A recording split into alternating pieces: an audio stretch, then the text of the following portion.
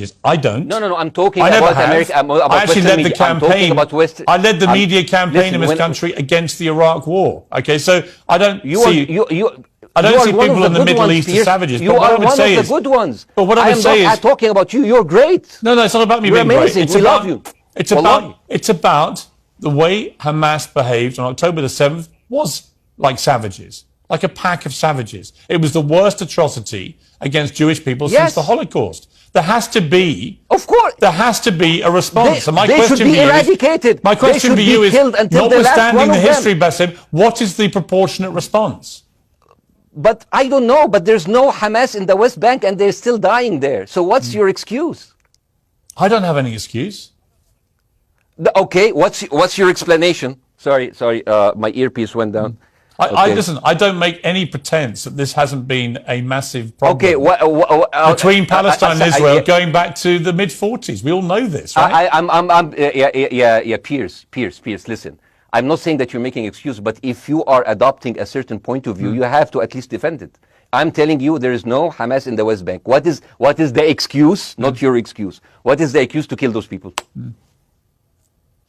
Well, listen, this question of proportionality is one that... No, answer my question! I've been answering your question, you answer mine. It's actually not my job to answer your questions.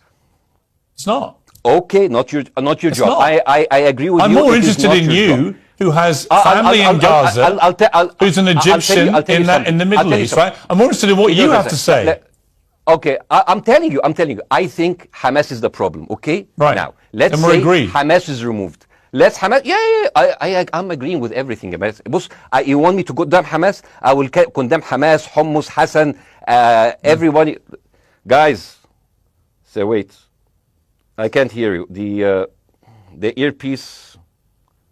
Damn, okay. Oops. Okay. Yeah, okay. I do need help. I think okay. Just go back. Is he there? You go back. Can you hear me? Okay, go. Thank you, guys. Can you hear Bassem? Yeah, now I can hear you. Okay. So here's the thing. Can you hear? Okay. Yeah. So Isaac, let's say, for example, Hamas ceased to exist. Okay? Do you hear me? Yes. Yeah? Hamas ceased to exist today. Now, right now, in Palestine, in West Bank and Gaza, 20% of Palestinians go through Israeli prison system, whether imprisonment, whether interrogation, whether torture.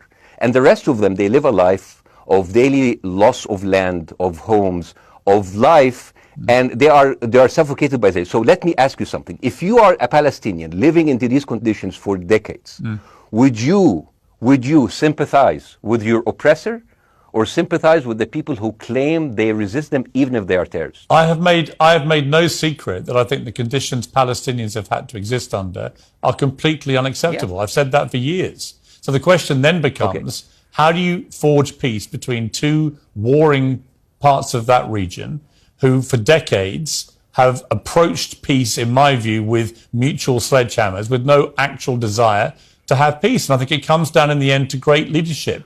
And I don't think there's great leadership. I don't think, well, hang on, let me make my point. I don't think there's great leadership on either side. Where is the Nelson Mandela figure here to come through all this hatred on both sides? Nelson Mandela? Yeah, where is that figure?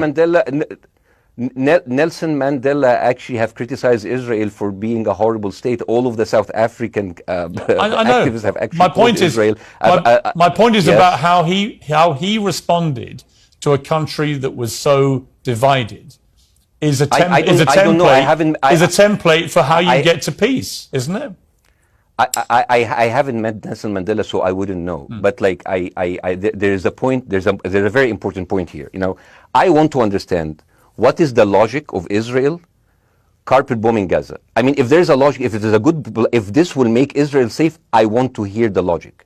So if they continue bombing, what are they hoping to achieve? Well, I think we know what their stated aim is. Their stated aim is to eradicate and wipe out Hamas. They believe Hamas are living predominantly in northern Gaza. They also are aware they're living amongst civilians. So it's an incredibly difficult thing. As I said in my monologue, you know, it is very, very difficult to see how they do this without massive collateral damage. So if I can understand this correctly, basically Israel is doing this